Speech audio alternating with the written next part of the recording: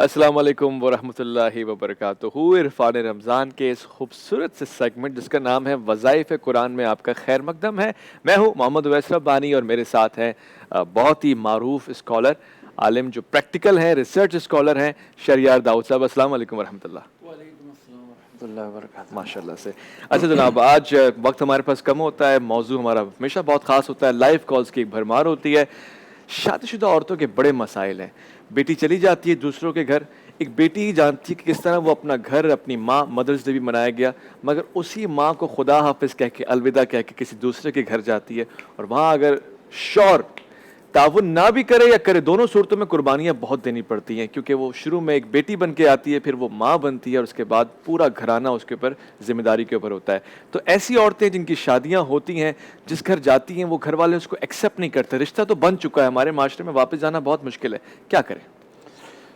औज़ु बिल्लाहि मिनश्शैतानिर्रजीम बिस्मिल्लाहिर्रहमानिर्रहीम अल्लाहुम्मा सल्लि व सल्लिम व बारिक अला सय्यिदिना व मौलाना मुहम्मद व अला आलिहि व अस्हाबिहि व बारिक वसल्लिम। अल्लाह रब्बुल आलमीन ने कुरान मजीद फुरक़ान हमीद में ख़वातीन के बारे में बड़ा खूब इरशाद फरमाया। फरमाता अल्लाह रब्बुल आलमीन, बिल यकीन जो मर्द और औरतें मुस्लिम हैं, मोमिन हैं, मुती व फरमान हैं, मुती व फरमा बरदार हैं, रास्तबाज हैं, साबिर हैं। जी, साबिर बिल यकीन मर्द और औरतों के लिए बात हो रही है। जी, अल्लाह के आगे झुकने वाले हैं, सदका देने वाले हैं, रोज़े रखने वाले हैं, अपनी शर्म गाहों की हिफाजत करने वाले हैं जी, और अल्लाह को कसरत से याद करने वाले हैं। अल्लाह ने उनके लिए मगफिरत और बड़ा अजर मुहैया कर रखा है। ठीक, ये अल्लाह ताला ने एक तो मोमिन मर्द और औरतों की सिफात गिनवा दी सही है, और फिर उनके लिए क्या रखा है, इनाम, अजर रखा है, बड़ा बड़ा अजर। अजर बड़ा रखा है। वो अल्लाह ताला खुद अकबर है और वो कह दे और बड़ा, उसका बड़ा है, उसने कहा है बड़ा है, तो फिर क्या वाकई ही बड़ा, बड़े जी, की शान क्या होगी। अब आपने बात की है कि जी बच्चियां जो चली जाती शादियां करके, अल्लाह अकबर। नबी करीम अलैहिस्सलाम ने खुतबा हुज्जतुल विदा में क्या इरशाद फरमाया, जी, ऐ लोगों, अपने गुलामों और अपनी औरतों के बारे में अल्लाह से डरते रहो। अल्लाह अकबर, अल्लाह से डरने का हुक्म दिया है और किसी चीज़ से मतलब इतना एम्फेसाइज कहीं और नहीं किया, इतना प्रिसाइज कहीं नबी करीम अलैहिस्सलाम ने जो ख़वातीन के बारे में फरमाया ना, ए लोगों अपनी औरतों के बारे में औरतों के अल्लाह बारे से में, डरो, अल्लाह से डरो। यार क्या मतलब है इसका? मैं आपसे कहता हूँ अपना रब्बानी साहब, आप यहाँ जॉब तो कर रहे हो, ख्याल करना, बॉस से डरना, with in a minute boss आपको फायर कर देगा, आप भी डर जाओगे। ठीक है ना? यानी डराया उसी से जाता है कि जिसके पास अथॉरिटी होती है। सही, सही। अब नबी अलैहिस्सलाम फरमा रहे हैं किसके लिए? ख़वातीन के लिए, औरतों से। अल्लाह करे हमें ख़वातीन की अहमियत का अंदाजा हो जाए, चाहे वो माँ है, बहन है, बेटी है, बीवी है, चारों उसके रूप हैं और रहमत भरे हैं। अल्लाह रब्बुल आलमीन ने इस औरत को, सिन्फ नाजुक को, बहुत बड़े बड़े सब्रों से अल्लाह ने नवाजा हुआ है। मर्द इतना साबिर नहीं जितना औरत साबिर है। यार बच्चे की विलादत होना कोई आसान काम है? मुश्किल है, बहुत मुश्किल है। बहरहाल ख़वातीन जब होती हैं, अच्छा इससे कतई नज़र कि कुछ ख़वातीन ऐसी भी होती हैं जो बड़ी उतावली होती हैं, तरबियत नहीं भी होती, ठीक, फिर भी बेचारियां जैसे तैसे अपना गुजारा करती हैं। लेकिन आज मेरे पास एक कॉल आई, जी, मैं उनके सामने तो नहीं, लेकिन लिटरली आई वॉज क्राइंग, मेरी आंखों से आंसू बह रहे थे। अल्लाह अकबर, अगर वो 50% भी सच बोल रही थी वो खातून, सही, अल्लाह करे अल्लाह ताला उनको इस सबर पर अजर अता फरमाए। बेशक। मैं आज एक बहुत बड़ी बात करने लगा हूँ आपके प्रोग्राम के तवस्सुत से। मसला क्या था उस औरत का? मसला ये था कि जी वो बहुत छोटी उम्र में उसकी शादी हो गई, अच्छा, गालिबन 9th 10th क्लास में थी, उसकी शादी हो गई। ठीक, हस्बैंड भी उससे करीबन डबल उम्र के थे। ठीक, फिर उसके बाद जो बहुत बड़ी हमारे यहाँ मर्दानगी शो की जाती है, जी, सो कॉल्ड, मैं बिल्कुल दावे के साथ कह रहा हूं, जो लोग अपनी बीवियों पर हाथ उठाते हैं, मारते हैं अपनी बीवियों को, मैं आपको चैलेंज देता हूं, जाकर के अपना मेडिकल चेकअप करवाओ आप लोग, आपके अंदर मर्दानगी के जरसूमे कम होंगे। अल्लाह अकबर। मैं बहुत बड़ी बात कर रहा हूं। औरतों पे हाथ उठाने हाथ उठाने वाला मर्द नहीं होता, औरतों पर हाथ उठाने वाला कभी मर्द नहीं होता।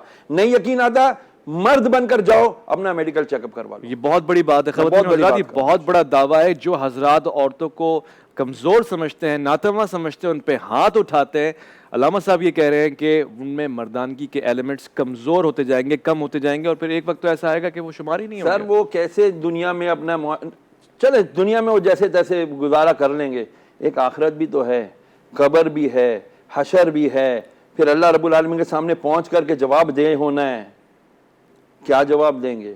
नबी करीम अलैहि सल्लल्लाहु अलैहि वसल्लम को कैसे फेस करेंगे? आका सल्लल्लाहु अलैहि वसल्लम जो हमारी शफाअत करेंगे, जो फरमाते हैं 3 मकामात पर मुझे ढूंढ लेना, पुल सिरात पर ढूंढना, मुझे तुम हौज़े कौसर पर ढूंढना, तुम मुझे मकाम महमूद पर ढूंढना। जी, तीनों मकामात पर मैं सजदा रेज़ होऊंगा। रब्बे सल्लिम उम्मती, रब्बे सल्लिम उम्मती, ऐ अल्लाह मेरी उम्मत को सलामती से पार लगा दे। उस नबी से जिन्होंने ये फरमाया है, ऐ मेरे उम्मतियों अपनी औरतों के बारे में अल्लाह से डरो, तुम उन पर हाथ उठाते हो, शर्म नहीं आती है? तुम्हारी गैरत ये है? ये गैरत नहीं है, ये बेगैरत, ये बेगैरती। सही फरमाया आपने। और सिर्फ औरतों ही के हवाले से ये है, ये बेटियों पे हाथ उठाना वो कैसा है?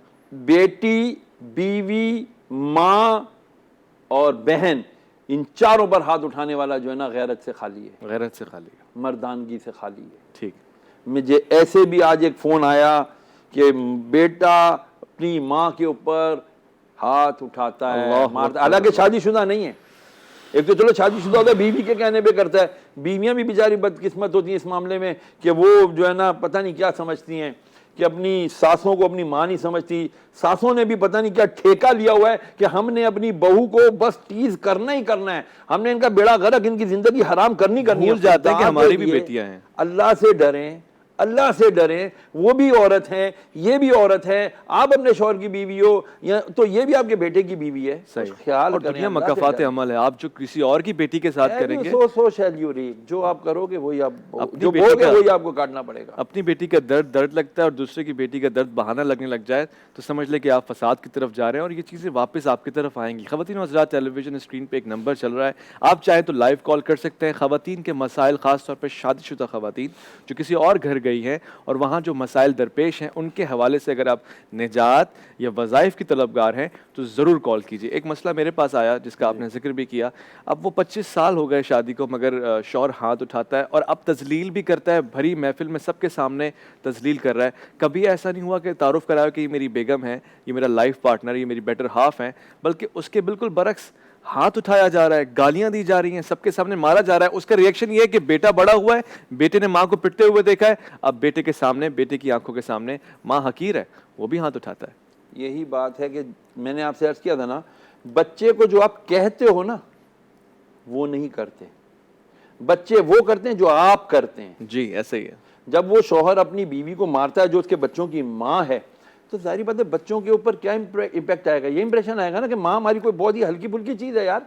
जब आधा हमारा बाप आगे उसको उठ के मार देता है, चमाट मार देता है और पता नहीं तस्लील कर देता है, गालियां दे देता है, तो फिर ऐसे बच्चे अपनी माँ की रिस्पेक्ट नहीं करते। हालांकि माएँ बच्चों को अपने शौहरों की यानी उनके बापों की रिस्पेक्ट सिखाती हैं। तो इतना ही वो यही तो आपसे तकादा करती हैं कि भाई जैसे हमने आपकी रिस्पेक्ट कराई तो आप भी तो बच्चों से हमारी रिस्पेक्ट करवाओ। ठीक, अगर आप हमारी रिस्पेक्ट नहीं करवाओगे तो कोई बाहर से तो आके इनको हमारी रिस्पेक्ट करना नहीं सिखाएगा। ठीक है अल्लामा साहब, मुझे एक शिकायत है आपसे। आपने मौजूद दिया है ख़वातीन के मसाइल, शादीशुदा ख़वातीन के।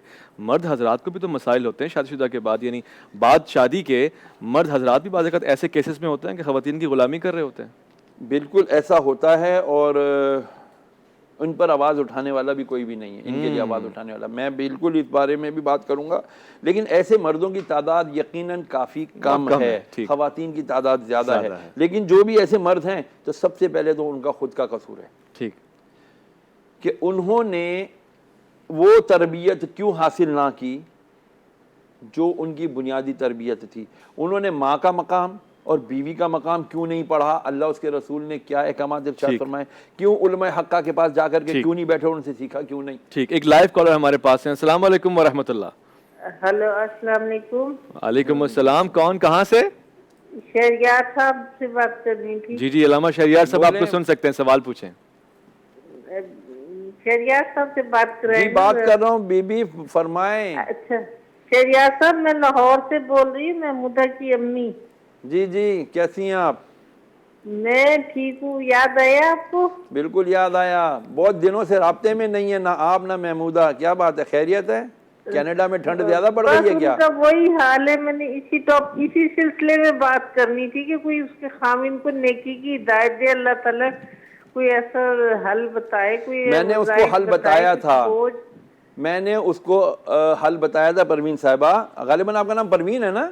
जी जी परवीन साहबा, मैंने महमूदा को हल बताया था कि तुम तो कनाडा में रहती हो, तुम्हारे पास राइट्स हैं, तुम अपने पुलिस के पास जा करके इसकी शिकायत कर सकती हो अपने शौहर की, लेकिन वो नहीं गई, वो उसने बुजदिली दिखाई।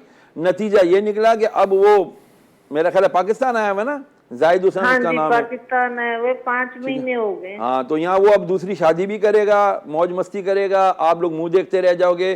सारा कसूर आप लोगों का है, वेरी सॉरी टू से, सारा कसूर आप लोगों का है। देखिए ना, ये वो डरती है कि भी मैं कोई कदम उठा लूं, पता नहीं क्या हालात मैं हो अभी जाए, यही क्या बात ना। कर रहा था परवीन साहबा, मैं अभी यही बात कर रहा था कि ऐसा ये खवातीन का भी कसूर है, औरतों का भी कसूर है, मर्दों का कसूर है कि जो जुल्म सहता है, याद रखिएगा, जो जुल्म सहता है, जालिम का जो जुल्म सहता है वो भी जालिम के शुमार में है।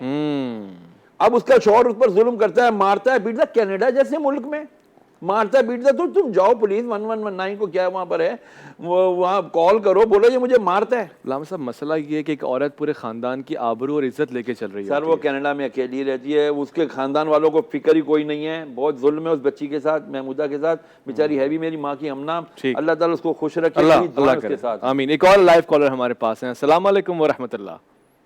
मोहम्मद फैसल बात कर रहा हूँ हैदराबाद से। जी फैसल भाई, हैदराबाद से आप मुखातिब हैं। जी जी, मेरा सवाल ये था कि ज़कात जो है हम रमज़ानों में देंगे वो ज़्यादा फ़र्ज है या रमज़ान के बाद दें? अच्छा, ज़कात का रमज़ान से ऐसा ही ताल्लुक है कि आपने एक वक्त मुअय्यन कर लिया है। बिल्कुल ऐसे ही अल्लामा साहब। फैसल साहब, आप हैदराबाद से बात करें, मैं आपको पहचान गया हूँ और आपका सवाल भी हमने नोट कर लिया, इसका जवाब भी हम आपको देते हैं। लाइव कॉलर्स हमारे साथ हैं। ज़कात और रमज़ान का ताल्लुक, एक वक्त मुअय्यन कर लिया है कि ज़कात रमज़ान में ही देना ज़रूरी है? कोई ज़रूरी नहीं है रमज़ान में देना। 16 जुलाई को मेरी शादी हुई थी, मेरी वाइफ तो 16 जुलाई के निकालती है। अब ज़कात से क्या ताल्लुक है भाई? क्यों नहीं ताल्लुक है, यही तो हमारे मिसकंसेप्शन है। सोना मेरी बीवी का है। अच्छा, ठीक है ना। अब वो उसका सोने का हिसाब मैं लगवा करके उसको बता देता हूँ जितनी ज़कात आई है, तुम्हारे पास पैसे हैं? हाँ। वो कहती है मेरे पास पैसे कम होते हैं तो बीच में मैं डाल देता हूँ। अच्छा, माशाअल्लाह। हाँ, नहीं तो फिर वो अपने पैसों से खुद ही ज़कात दिया करती हैं। याद रखिएगा, खवातीन पर ज़कात, उनका सोना अगर 7.5 तोले या उससे ज्यादा है तो उन पर ज़कात देना वाजिब है। अब ये अलग बात है शौहर दे दे, लेकिन उसको बता दे कि भाई तेरी ज़कात मैं अदा कर रहा हूँ, ठीक, मैं अपने काम माल की भी अदा करूंगा, तेरे सोने की भी मैं ज़कात अदा कर रहा हूं, तो अदा होगी। अगर उसने बताए बगैर ही चुप करके अदा कर दी, बीवी को पता ही नहीं है, तो उसके सोने की ज़कात अदा नहीं होगी। अच्छा, हाँ, ये मसाइल हैं, चंद चीज़ा, इनको बड़ी पढ़ना चाहिए, पढ़ना चाहिए इसको। खूबसूरत खूबसूरत। अच्छा, वो मसला जो आपके सामने रखा गया था, एक लाइव कॉलर हमारे पास है। अस्सलाम वालेकुम व रहमतुल्लाह। जी, आपकी आवाज़। अस्सलाम वालेकुम। वालेकुम सलाम। जी, कौन साहिबा, कहाँ से बात कर रही हैं और क्या सवाल है? जी, मैं लाहौर से बात कर रही हूँ अनम। मेरा सवाल है कि मेरी मामा की ना एक्सीडेंट हुआ है, तो उनकी टांग पे जख्म है, तो मेडिसिन जो है उनके वो जख्म के अंदर जाती है अभी भी थोड़ी बहुत, ऊपर से थोड़ा उनका खुश्क हो गया जख्म, लेकिन मेडिसिन फिर भी उनके जख्म में जाती है, तो क्या उनका वो रोजा हो सकता है उनका? ठीक, उनका रोजा कायम है जी।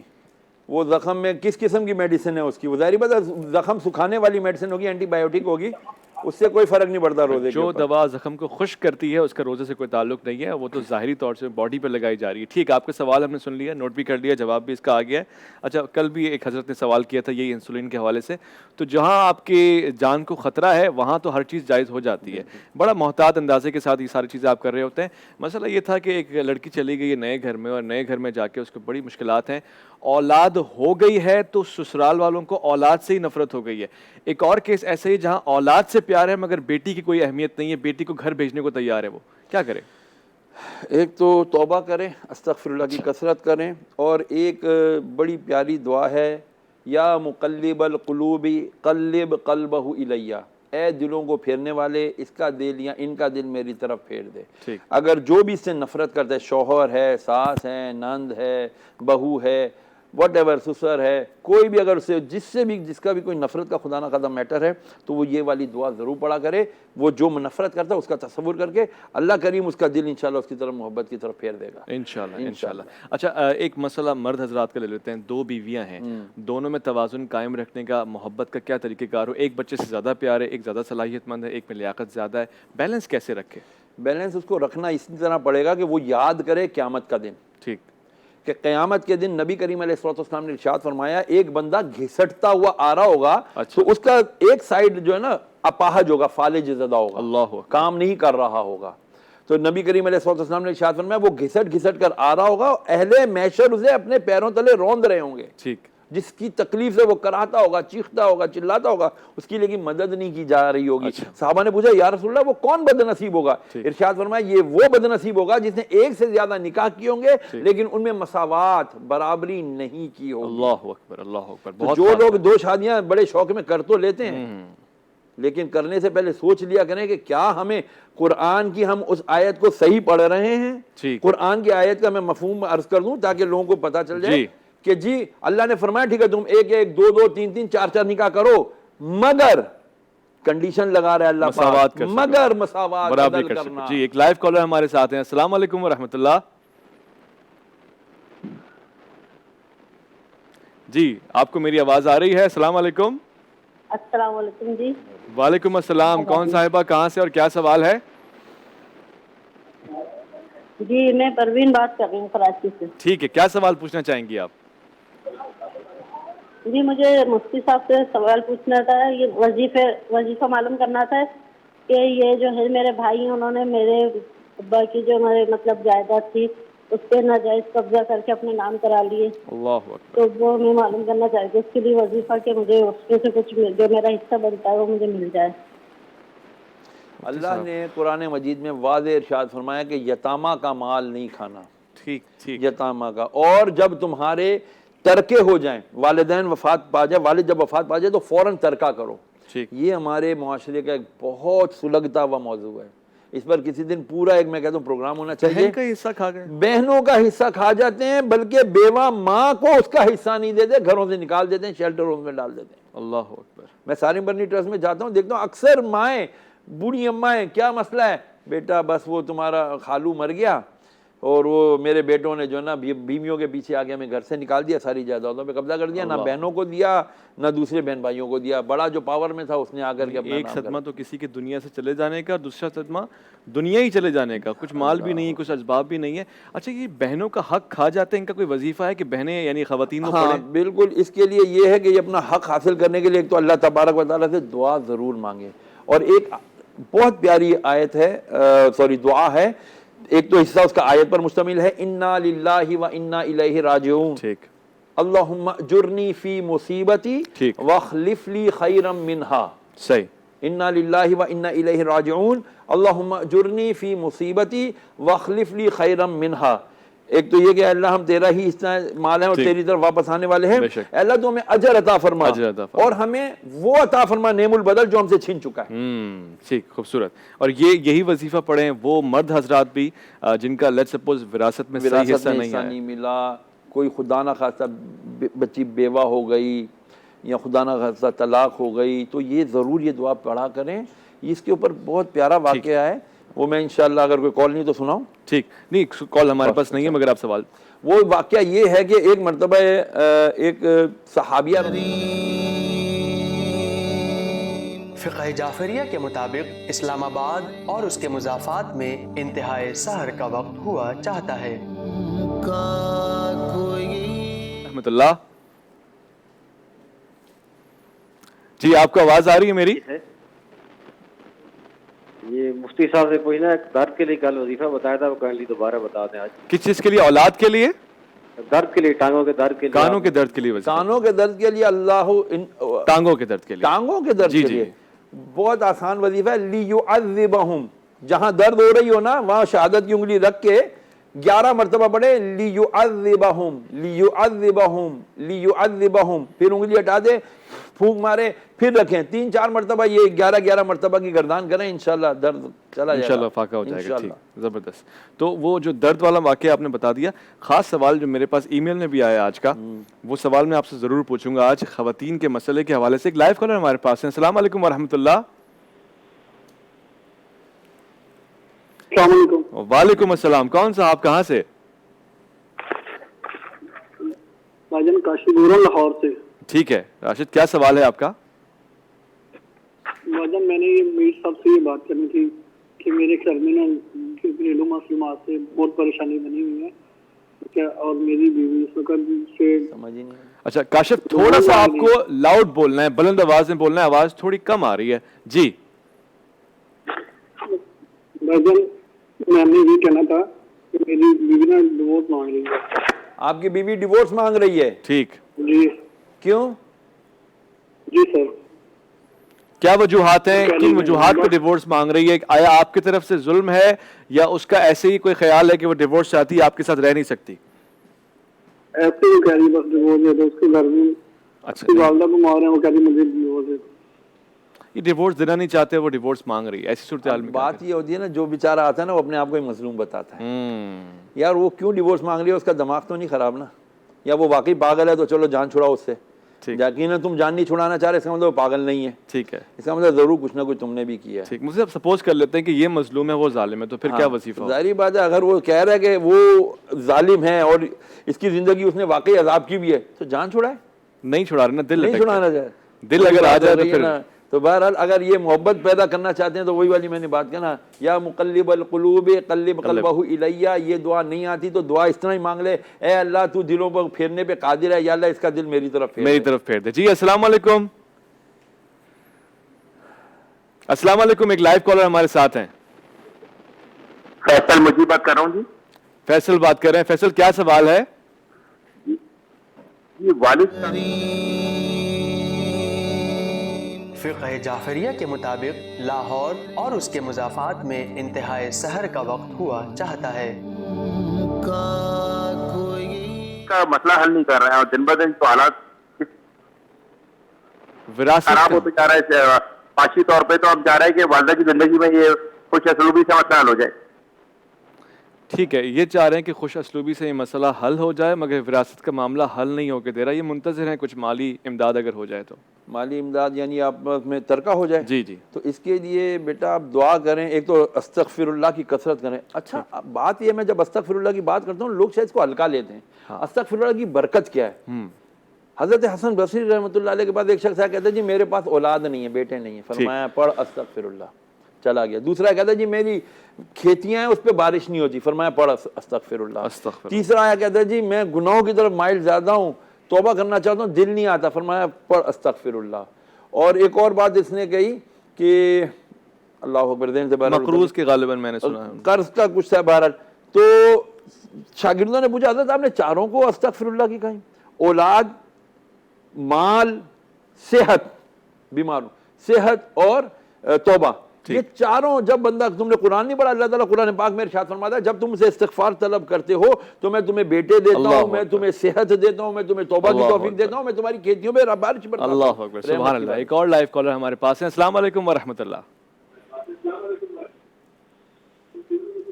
टीवी की आवाज को बंद कर दीजिए और आप तक मेरी आवाज पहुंच रही होगी। अपना सवाल रखिए। कौन सा, आप कहाँ से?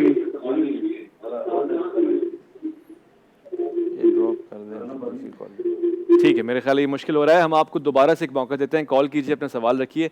जी, तो इस्तिग़फ़ार की आप फजीलत बयान फरमा रहे थे। यही है कि जब बंदा इस्तिग़फ़ार करता है, तौबा करता है, तो अल्लाह रब्बुल आलमीन उसे चार चार नेमतें अता फरमाता है। अब मिसाल के तौर जिसकी औलाद है तो उसकी औलाद में बरकत इस तरह होगी कि उसकी सेहत रहेगी। ठीक। अच्छा, जिसके यहाँ वो कहता है जी मेरे तो खेत खलियान नहीं है, तो भाई तेरी रियाया, तेरी औलाद, तेरी जान, तेरी बीवी, तेरा खुद जान, ये रियायत, ये तेरी रियाया, इसके ऊपर खैरमत की बारिश होगी इंशाअल्लाह। ठीक है, अस्सलाम वालेकुम व रहमतुल्लाह। कौन सा, आप कहाँ से? आप मुझसे मुखातिब हैं, लाइव कॉल आपने की है, क्या मसला है, क्या सवाल पूछना चाहती हैं? मुश्किल है, टीवी और फ़ोन दोनों की दोस्ती एक वक्त में नहीं हो सकती, एक का इंतखाब आपको करना पड़ेगा, सारे मसलों के हल हो जाएंगे। बहुत से लोग बहुत कंफ्यूजिंग भी होते हैं लामा साहब, बड़े मसलों में से एक बड़ा मसला है हम तरद्दुद का शिकार होते हैं, करें तो क्या करें, दो चीज़ों में से एक चीज़, सारी नेमतें एक वक्त में बटोर लें। ठीक, एक सवाल मेरे पास आया ईमेल के ज़रिए। ठीक है, ये अस्सलाम वालेकुम व रहमतुल्लाह। नहीं भाई, टेलीविजन की आवाज बंद करनी है। और आप एक अपील कर दें पहले, अभी भाई सब कॉलर जो हमें करना चाह रहे हैं, चले मैं कर देता हूं कि खुदा के लिए जब आप हमें कॉल करें तो टीवी को देखना बंद कर दें, उसकी आवाज बंद कर दें, हमसे मुखातिब हो फोन के जरिए, ताकि हम आपका मसला हल कर। और टीवी को देखना चाहें देख लें, सुनना तो बंद कर दें, कम से कम वॉल्यूम तो बंद कर दें। अल्लामा साहब की खूबसूरत शख्सियत आपके सामने है, तो फिर देखने से कोई कासिर कैसे रह सकता है। अलबत्ता वो मसला बड़ा खास था, बच्ची की शादी हो गई, मामू ने करवा दी, कोई बड़ा नहीं था, बाप नहीं था, अब वो बच्ची थोड़ी डरी हुई है, वो कहती है मेरा जो शौहर है वो राज को राज नहीं रखता, मैं उससे कोई जरा सी बात कहती हूँ आपस की पर्सनल, पूरे ससुराल पूरे मैके में वो बात फैल जाती है, अब मैं उसके साथ नहीं रहना चाहती, मुझे वो शख्स, मुझे ये जुमला कहने की इजाज़त दीजिए कि मुझे वो शख्स अपना मालूम नहीं हो रहा, वो मुझे हाथ लगाता है, मुझे अच्छा नहीं लगता। ये ऐसा मसला है कि इसके ऊपर कुछ और भी मुझे फिर सवालात दरकार होंगे, उनके जवाबात।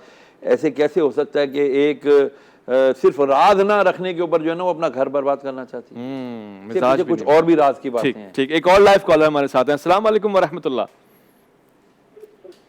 वालेकुम सलाम जी, कौन सा, आप कहाँ से और क्या सवाल है?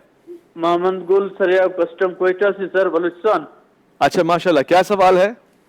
सर हमारा एक साथी है, उसके सर में बिल्कुल दर्द हो रहा है, एक दफा एक दिन है एक दिन नहीं है, इंजेक्शन से भी ये कंट्रोल नहीं हो रहा है, सुबह सवेरे से ज्यादा तेज होता है, सूरज उभरने के बाद। सर में दर्द होता है? सर में दर्द होता है, एक दिन होता है एक दिन नहीं होता। हाँ सर में दर्द होता है। तो माइग्रेन तो नहीं है उसको, आधे सर का दर्द होता है? आपने डॉक्टर को चेक करवाया?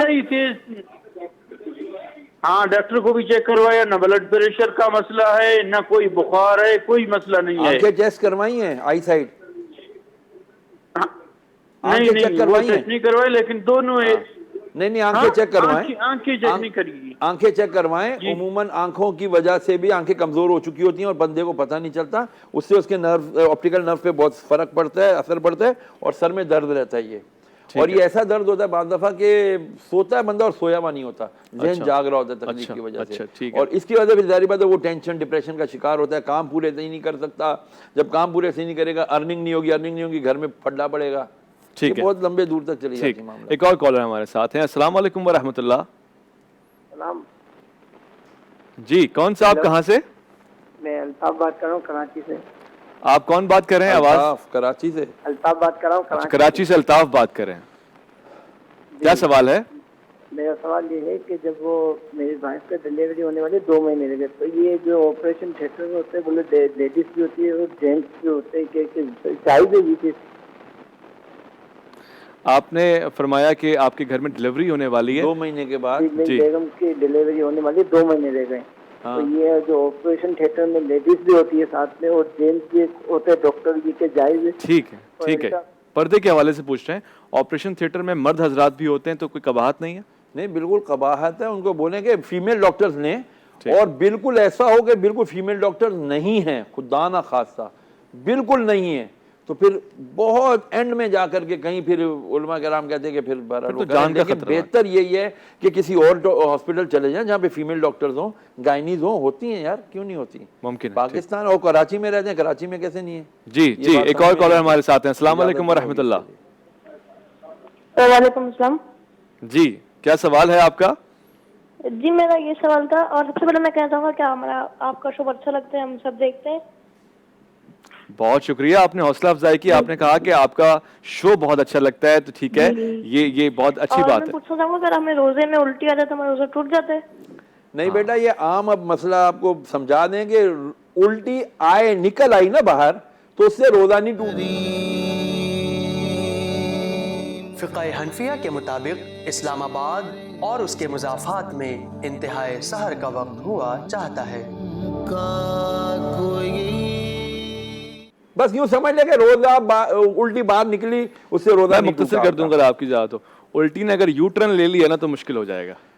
अच्छा, वो मुंह के अंदर ही अगर है क्या, और अंदर से अंदर गई ना तो नहीं, वो अगर बिल्कुल मुंह से बाहर निकल के खुदा ना, और इसने ऐसे कोई जो तबीयत के ऊपर भी गिरा गुजरेगी। ठीक जी, अस्सलाम वालेकुम व रहमतुल्लाह। सलाम सर, बात यह है कि मुफ्ती साहब से ये गोश गुजार करना है कि बाल गिर रहे हैं, गंजापन का मसला है, कोई तेल पर, कोई जिक्र वगैरह। बहुत आसान तरीका बता रहा हूँ इंशाअल्लाह उल अज़ीज़।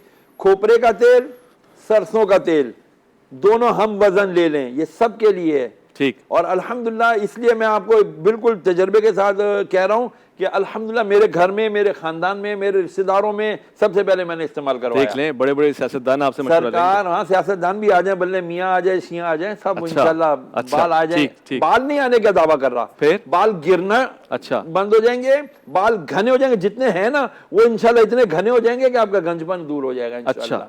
मजीद बाल नहीं गिरेंगे इंशाल्लाह। ठीक ठीक। सरसों अब मुकम्मल नहीं हुआ, सरसों का तेल, खोपरे का तेल दोनों हम बदन लेके मिक्स कर लें और उसके ऊपर सूरे कलम की आखिरी 2 आयतें 41 बार पढ़ लें, अव्वल व आखिर 3 बार दुरूद शरीफ, और फिर वो दम करके एक दिन छोड़ के एक दिन उंगलियों के पोरों से बालों की जड़ों पे लगाएं, मालिश नहीं करनी। अच्छा, 2-3 घंटे लगा के छोड़ दें, चाहे रात में लगा के सो जाएं, सुबह उठ के अच्छे से शैम्पू से धो लें, चाहे सुबह लगा लें, दोपहर शाम तक धो लें, 3-4-5 घंटे लगा रहे, इंशाल्लाह आपकी बालों की जड़ें मजबूत हो जाएंगी। इसका एक और तजर्बा हुआ कि जिनके बालों में सिकरी खुश्की होती है वो कहते हैं हमें उसके भी अंदर भी फाका हुआ, जबकि मेरा दावा नहीं था। अच्छा, हाँ, खुश्की वालों को फायदा हो गया। माशाल्लाह जी। अस्सलाम वालेकुम व रहमतुल्लाह।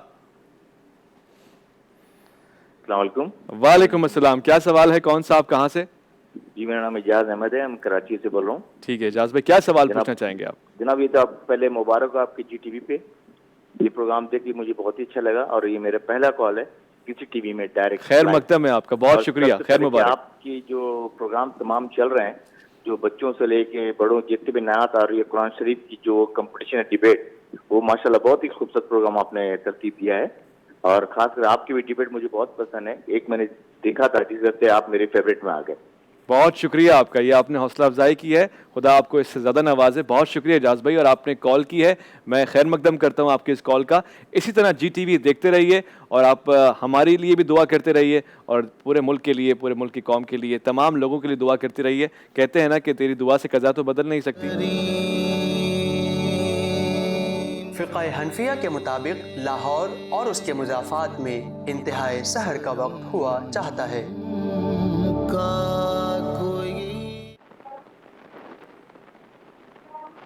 जी अस्सलाम वालेकुम। टेलीविजन का वॉल्यूम आपको बंद करना है। ठीक, खूबसूरत।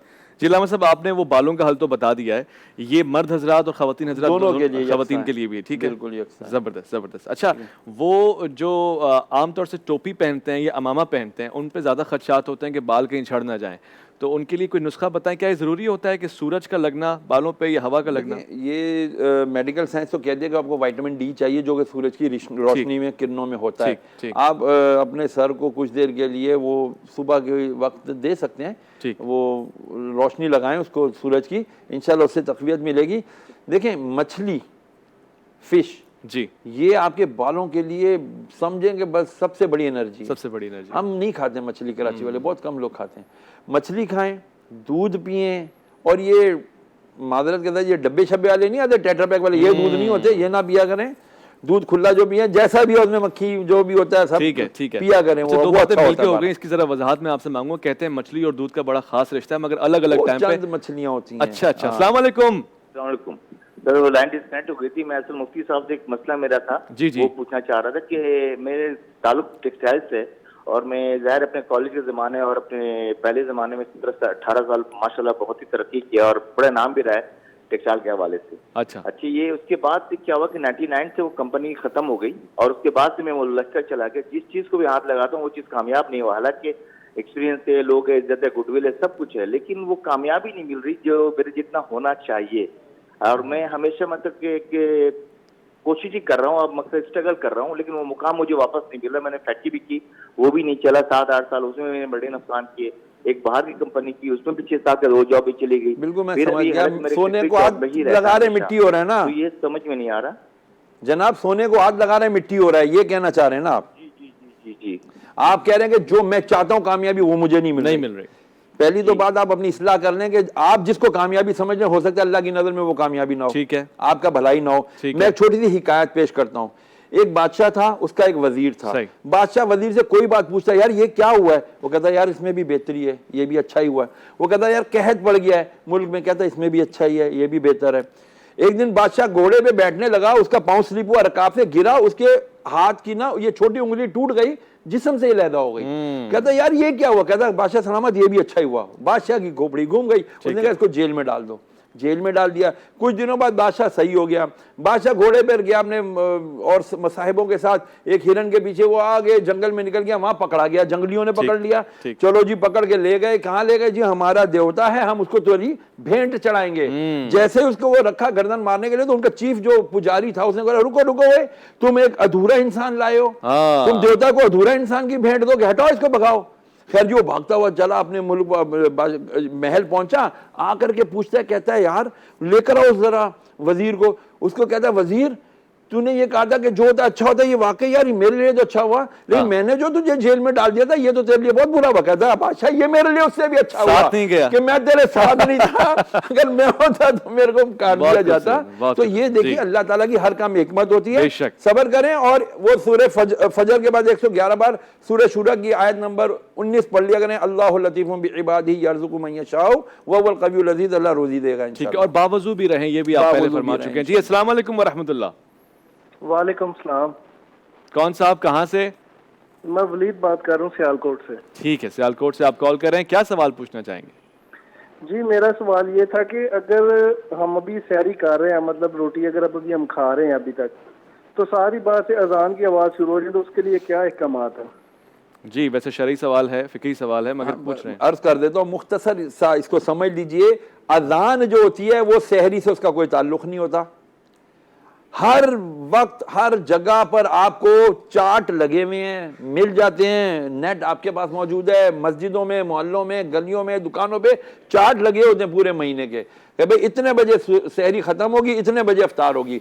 आप अपनी घड़ी और उसके हिसाब से तैयार रखें।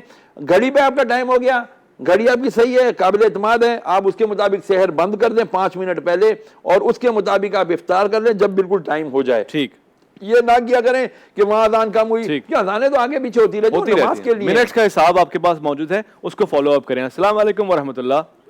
वालेकुम सलाम। जी कौन साहब, सर मेरा बात कराएं। महबूब अली जतोई सिबी बलोचिस्तान से बोल रहा हूँ। मेरा मसला ये है जी कि मेरे दांत में दर्द है। मैंने इसी दर्द के बिना पर 3 दांत निकलवाए, 3 बार कराची गए, 2 बार कोयटा आए, 2 बार लाड़काना आए, फिर भी उसी जगह से ये दर्द का सिलसिला जारी है। डॉक्टरों की समझ में भी नहीं आ रहा है और मेरे समझ में भी नहीं आ रहा है कि मसला क्या है। हाफिज साहब और मुफ्ती साहब से गुजारिश है, छोटा सा टोटका सुन लीजिए महबूब साहब, बड़ा बेहतरीन टोटका, इंशाल्लाह मुझे दुआएं भी देंगे आप। ठीक, अपनी हथेली पे ले लें थोड़ा सा नमक, 2-3 चुटकी, उसके ऊपर सरसों का तेल इतना डालेंगे वो नमक उसके अंदर डूब जाए, उसका वो जो आपका पेस्ट बन जाएगा, इस पेस्ट को लेके अपने दांतों पे, मसूड़ों पे मलें और अपना मुंह जो है ना खुला छोड़ दें, और सिंक में या बेसन में या कोई सी जगह पर आपके मुंह से जो राल निकलेगी ना उसको बहने दें।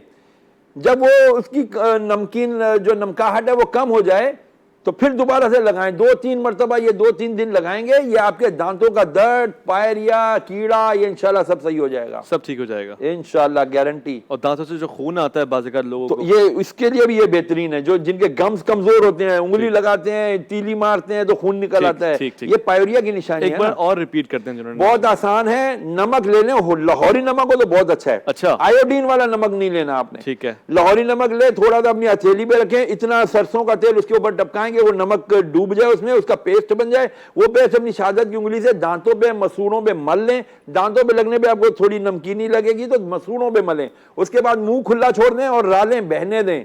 ये जब रालें बह जाएं उसके बाद आप कुल्ली कर लें। कुल्ली ना भी करें तो अच्छा है, वैसे सारा थूक दें, पानी ना लगाएं तो अच्छा है 10-15 मिनट तक। और ये देखिएगा आपका सारा दर्द वगैरह इंशाल्लाह, और ये कीड़ा और ये इंशाल्लाह मुंह की बदबू तक इंशाल्लाह अच्छा आपकी सही हो जाएगी। सुभान अल्लाह, बहुत प्यारे। ये नुस्खा आप नोट कर लें, इन वज़ाइफ का आप विर्द करें और साथ साथ ये जो अमल बता रहे हैं वो भी दोहराते रहें साथ साथ। बहुत अच्छी बात आपने फरमाई। बहुत से अफराद को ऐसा होता है कि बैड ब्रेथ होती है, बू जिसे आप कहते हैं। एक तो ये भी एक बड़ी चीज़ है कि मिसवाक की खासियत है, ब्रश करें या मसवाक करें, साथ साथ ये अमल भी दोहराते रहें तो बड़ा फायदा होगा। बिल्कुल। और इलायची, छोटी इलायची होती है ना, वो कोशिश किया करेंगे मुंह में रख लिया करें खाना वगैरह खाने के बाद, अक्सर रात में थोड़ी देर उसको रखें और उसको लुआब अंदर लेते रहें। अच्छा, आप यकीन जानिए जिसको बदहजमी रहती है, जिसको खाना हजम नहीं होता, आप ये 2 दाने या 3 दाने छोटी इलायची के, सफ़ेद वाली जो होती है, वो अपने मुंह में रख लिया करें रोज़ाना रात को। हाजमा इतना बेहतरीन हो जाएगा, मुंह की बदबू ख़त्म हो जाएगी, जो आपको खट्टी डकारें आती रहती हैं वो ख़त्म हो जाएंगी इंशाल्लाह। और खुशबू वाली चीज़ है इलायची, पसंदीदा चीज़ है इंशाल्लाह, ये बड़े फ़वाइद की चीज़ है। ऑर्गेनिक्स में फ़ायदा है। हाँ, हम नहीं आते ऑर्गेनिक में, हम ले जाते हैं माउथ वॉश ले आते हैं, फ्रेशनर ले आते हैं, सब में केमिकल्स हैं यार, ये हमारे मुंह का बेड़ा गर्क कर देंगे। अल्लाह ने नेचुरल चीज़ें हमें रखी हुई हैं। You know what turmeric is? ये जिसके हम सूंठ कहते हैं या सूखी हुई अदरक कहते हैं, आप जो भी एंटीबायोटिक गोली उठा करके देखें, उसको तोड़ें, थोड़ी देर बाद वो पीली हो जाएगी। अच्छा, आप ये एक थोड़ी सी हल्दी दूध में डाल के पी लिया करें, देखें सारे जिस्म का दर्द। सुभान अल्लाह, माशाल्लाह। अस्सलाम वालेकुम व रहमतुल्लाह। जी, आपकी कॉल हमारे पास आई है। अस्सलाम वालेकुम। जी जी, वालेकुम सलाम सर, आसिफ लतीफ बात कर रहा हूँ इस्लामाबाद से। जी, क्या सवाल पूछना चाहेंगे आप? सर मेरे 2 सवाल हैं, अगर आप इजाजत दें तो 2 सवाल मैं पूछना चाहता हूँ। पहला सवाल सर, पहला सवाल मेरा ये है कि मैं मुफ्ती साहब से ये पूछना चाहता हूँ, ये मुझे बताएं, कुरान और हदीस की रोशनी में बताएं कि जो हाथ पे बैत किया जाता है तो इसकी क्या अहमियत है? बैत होना चाहिए, अगर होना चाहिए तो किससे बैत होना चाहिए? और मैं ये समझता हूँ कि जब तक ख्वाब में अगर इशारा ना हो, अल्लाह से पहले मदद मांगे, दुआ करे कि रहनुमा अता फरमा। अगर ख्वाब में इशारा हो तो फिर बैत की तरफ जाना चाहिए। तो इस बारे में थोड़ा सा रहनुमाई फरमा दें। दूसरा मेरा सवाल ये है कि दाढ़ी, सब जितने भी फिरके वाले हैं या जितने भी, वो सब इस बात पे मुत्तफिक है कि नबी पाक सल्लल्लाहु अलैहि वसल्लम ने फरमाया कि 1 मुठ दाढ़ी सुन्नत है। तो उससे ज्यादा अगर दाढ़ी बढ़ाई जाए तो उसका क्या दर्जा सवाब है? और अगर उससे कम, जैसे आप जो है होस्ट हैं, आपने जैसे रखी है दाढ़ी, ठीक ठीक, तो इतनी दाढ़ी रखना या शेव करना, इसका क्या है कि इतनी दाढ़ी जो रखी जाती है, बहुत अच्छा सवाल आपने पूछा, जाती है, उसका गुनाह या जायज है? ठीक है, आपने बहुत अच्छा सवाल पूछा। 2 सवाल आपके, एक तो बैत के हवाले से है कि जी किसी पीर के या मुर्शिद के यहाँ तो बैत कर ली जाए ताकि रहनुमाई मिले, और दूसरा सवाल दाढ़ी का था।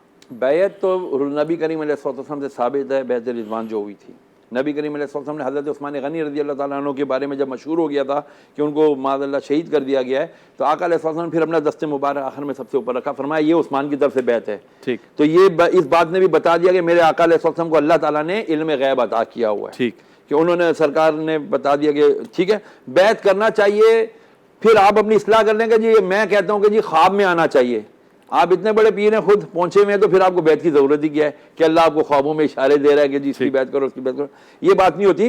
बैत जिसकी की जाती है, देखेंगे वो साहिब शरा है, वो सुन्नत का पाबंद है। इसके ऊपर बड़ा प्यारा वाकया मिलता है। एक बुजुर्ग रहमतुल्लाह अलैह के पास एक शख्स गया बैत होने के लिए, 3-4 दिन रहा, तो उसने कहा कि यार मैंने तो आप में कोई करामत ही नहीं देखी, मैं जा रहा हूँ आपसे बैत होने के लिए आया था। आपने फरमाया बेटा बात सुन, ठीक है तू जा, मुझे एतराज नहीं है, क्या तूने मुझे कभी कोई खिलाफ कुरान कोई काम करते देखा? बोला नहीं। खिलाफ सुन्नत काम करते देखा? बोला नहीं। बोला तो तुझे और क्या चाहिए? जब मैं शरीयत और सुन्नत के मुताबिक अमल कर रहा हूँ, अल्फ इस्तकामत फौकुल करामत, इस्तकामत किसी चीज की भी ना वो करामत से भारी होती है। अल्लाह अकबर। ठीक है, ये हो गई कि आपको बैत करना है, ढूंढे अच्छे अच्छे पीर होते हैं, बुजुर्ग छुपे हुए हैं, अच्छे लोग ना छुपे हुए हैं। मेरे इतना ड्रामेबाज लोग बहुत मिल जाएंगे आपको, लेकिन छुपे हुए अच्छे लोग मिलेंगे, ढूंढना पड़ेगा। सारी आपकी ज़र्फियत। दूसरी बात दाढ़ी की, जी देखिए लाइव कॉलर भी हमारे साथ है, लाइव कॉल में दाढ़ी सवाल शेयर करके। अस्सलाम वालेकुम व रहमतुल्लाह। अस्सलाम वालेकुम। जी वालेकुम अस्सलाम। मेरा नाम अस्मा खान है। मैं आपसे ये पूछना चाहती हूँ, जिस मेरी मंगनी हुई है ना, मंगनी से पहले मेरे मंगेतर इतने अच्छे से, जब से मंगनी हुई है, जब से उनके अम्मी आई है, कभी इतने अच्छे हो जाते हैं, कभी इतने अच्छे हो जाते हैं, कभी इतनी लड़ाई झगड़े कि मेरे सर में दर्द हो गया। आप प्लीज बता दें, मैं सुन रही हूँ टीवी पे। मुन्नी तुम्हारा नाम क्या है? अस्मा खालिद। अस्मा। उम्र कितनी है बेटा आपकी? आपकी एज क्या है? एज क्या है आपकी? मेरी एज 70 ईयर्स है। 70 ईयर्स है। नन्ही अभी मेरी मंगनी हुई है, कभी नाराज हो जाते हैं, कभी राजी हो जाते हैं। मैं क्या प्यार से लोग पक्की भी कहते होंगे घर में। ठीक है, नहीं सवाल बड़ा खास है। सवाल क्या कहती है कि वो मंगेतर कभी नाराज हैं, कभी राजी हैं, कभी नाराज हैं, कभी राजी। मंगेतर की उम्र कितनी है बच्चे? नहीं कॉल तो चली गई, बड़ा ही होंगे लेकिन बहरहाल जो भी है। तो भाई राजी करने के लिए आप अल्लाह तबारक तआला से एक तो दुआ किया करें, और दूसरी बात है यार आप बात क्यों करती हैं उससे? बात क्यों करती जनाब? मंगेतर है, मनकुआ थोड़ी है आप। मनकुआ थोड़ी है। जितना ज्यादा कहते हैं पंजाबी कहते हैं, जितना ज्यादा मिलोगे उतनी फिक पाएगी। बहुत अच्छी बात आपने की है। और आपको उनके नाराज होने की परवाह है, उसके नाराज होने की परवाह नहीं है। वो नाराज हो जाए तो ज्यादा महंगा सौदा है। ठीक। अच्छा दाढ़ी के ऊपर मैं क्लियर कर दूं, पहली बात तो ये कि माजरत के साथ आज जिसका मुंह आता है उठ करके जो है ना दाढ़ी के ऊपर एतराज़ात कर देता है। देखिए दाढ़ी को कंट्रोवर्शियल ना बनाए खुदा के लिए। और इन्होंने कहा नबी ने फरमाया 1 मुठ दाढ़ी रखें, आप कहीं किसी हदीस में नहीं साबित कर सकते नबी ने फरमाया 1 मुठ दाढ़ी रखें। हुजूर ने सिर्फ इतना फरमाया दाढ़ी छोड़ो जी, और मूंछें पस्त करो जी। कहीं नहीं फरमाया नबी करीम अलैहि सल्लल्लाहु अलैहि वसल्लम ने दाढ़ी एक मुश्त की हो। याद रखिए मुश्त की दाढ़ी हजरत मूसा अलैहिस्सलाम के वाक़ये से, कि जब मूसा अलैहिस्सलाम पहाड़ से वापस आए और आपने अपने भाई हारून से पूछा ये लोग बछड़े की क्यों वो कर रहे हैं इबादत, मैं तुम्हें यहाँ इनके पीछे छोड़कर हारून अलैहिस्सलाम की दाढ़ी, हजरत हारून अलैहिस्सलाम की दाढ़ी उन्होंने पकड़ ली थी। तो इस पर उलमा ने मसला निकाला, मुहक्किक उलमा ने, कि दाढ़ी वो एक मुश्त की थी तो हाथ में आई, सही, ठीक है। इसके बाद अब दाढ़ी के एक मुश्त पर होना ये एक बहुत तहकीकी मसला है, इसके ऊपर उलमाए कराम ने बहुत कलाम किया है। बाद उलमाए कराम कहते हैं छोटी दाढ़ी है, बड़ी दाढ़ी है, हम ये छोटी दाढ़ी बड़ी दाढ़ी के चक्कर में फंस के औरतों को मार पीट रहे हैं। हम हराम हलाल की तो हमें कोई फर्क नहीं, तमीज ही नहीं आ रही है। जो साहब ने सवाल किया, मेरा उनसे सवाल है कि भाई आप कितना ही अच्छा होता कि मुझसे ये सवाल करते कि मैं जो झूठ बोलकर कारोबार करता हूं क्या वो मेरी रोजी हलाल है? अल्लाह, बहुत प्यारी बात, बहुत प्यारी। क्यों दाढ़ी के पीछे पड़े हुए हैं यार? किसी ने छोटी रखी बड़ी रखी, what is problem with you? और ये अक्सर ये जुमला कहते हैं हम लोग, दाढ़ी को दीन में इतना फर्क रखिए कि दीन में दाढ़ी है, दाढ़ी में दीन नहीं है। बहुत वाज़ेह बात है, जरा समझने की कोशिश करें। मगर अल्लामा साहब ने बहुत आसान करके आपको बता दिया, मजीद तहकीक भी करें। दाढ़ी का छोड़ने का हुक्म है, अब उसकी जो तादाद है वो मुख्तलिफ फ़िक़्ह में मुख्तलिफ तरीके से है। एक और कॉलर हमारे पास है। अस्सलाम वालेकुम वरहमतुल्लाह। अस्सलाम वालेकुम। वालेकुम जी जी, वालेकुम अस्सलाम। कौन सा, आप कहाँ से? अवैस खान बात करूँ, रावलपिंडी से। जी, खैर मकदम से बात करनी है। जी, हुक्म फरमाएं।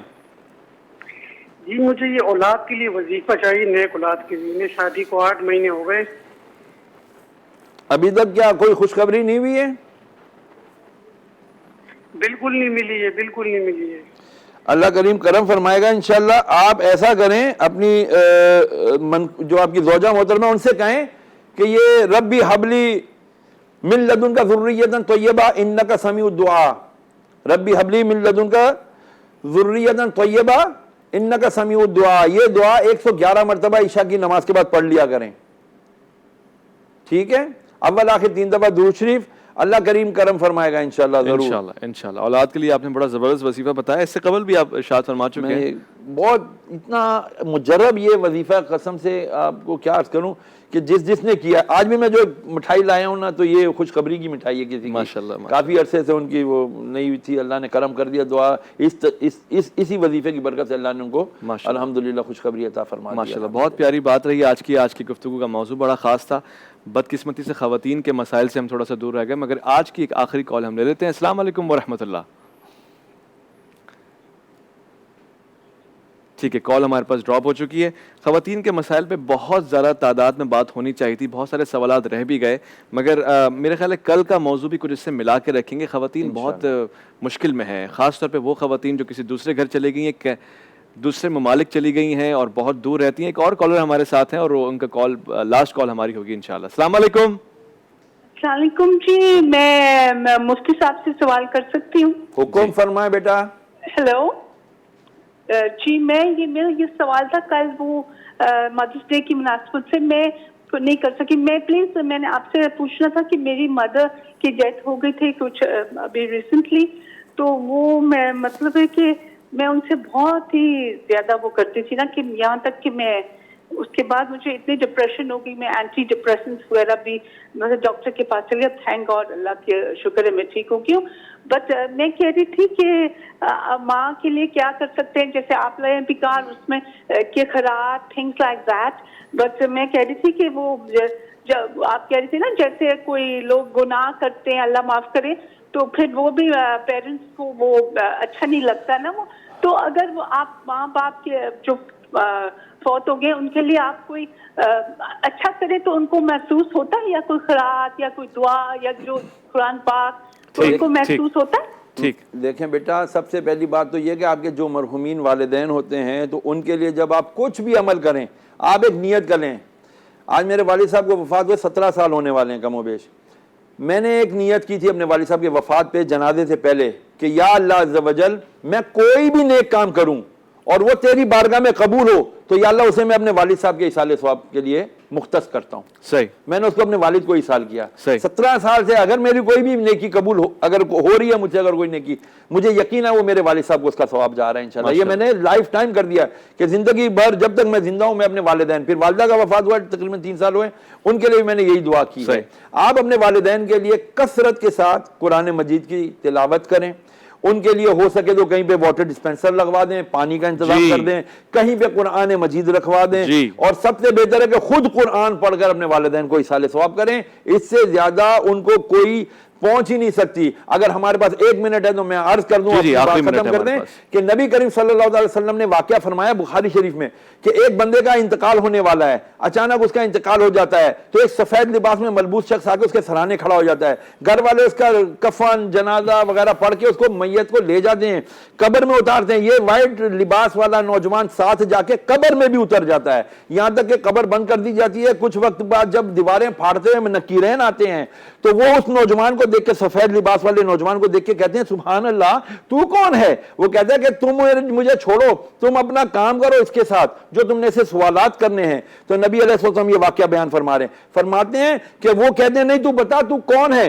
तो वो शख्स, वो सफेद लिबास वाला कहता है कि मैं इस शख्स का, इस मैयत का पढ़ा हुआ वो कुरान मजीद हूं जो ये कभी बुलंद आवाज से पढ़ता था, कभी पस्त आवाज से पढ़ता था, और वल्लाह मैं उस वक्त तक नहीं जाऊंगा जब तक कि मैं इसको बख्शिश ना करवा दूं और इसका अज़ाब कब्र दूर ना करवा दूं। हुजूर ने फरमाया बंदे की हक में सबसे ज्यादा जो कब्र में मदद और जिसकी शफाअत और सिफारिश कबूल होगी वो कुरान मजीद है। कुरान मजीद से तो कुरान को पढ़िए, सुभान अल्लाह। देखिए आगे पहुंचाइए, कितनी बड़ी अजीम चीज़ है कुरान, ये शय, ये किताब जो जिंदों को भी फ़ायदा दे रही है, साथ साथ जो चले गए उनको भी इस्तिफ़ादा हासिल हो रहा है इस किताब से। तो क्यों ना इस किताब का दामन पकड़ लें, रोज़ाना इसकी तिलावत करें, तर्जमा भी समझें, मफ़ाहिम भी समझें, और इसके हर्फ हर्फ में राज है और उस राज को पहुँचने की कोशिश करें। यही मार्फत का सफ़र है। इरफान रमज़ान में अब तक के लिए इतना ही। वज़ाइफ़ रमज़ान का इख्तिताम होता है। अब जो लौटेंगे तो हिकमत रमज़ान के साथ लौटेंगे, जैसे मैंने आपसे कबल अर्ज़ किया कि कारी खलील रहमान साहब और अल्लामा मोहम्मद तकी महदवी साहब हमारे साथ होंगे इंशाअल्लाह। अपना बहुत ख्याल रखिएगा। मुख्तसर से वफ़ा ले रहे हैं, खबरों के बाद दोबारा लौट आएंगे इल्म की तरफ। इरफान रमज़ान में आपका इंतज़ार है।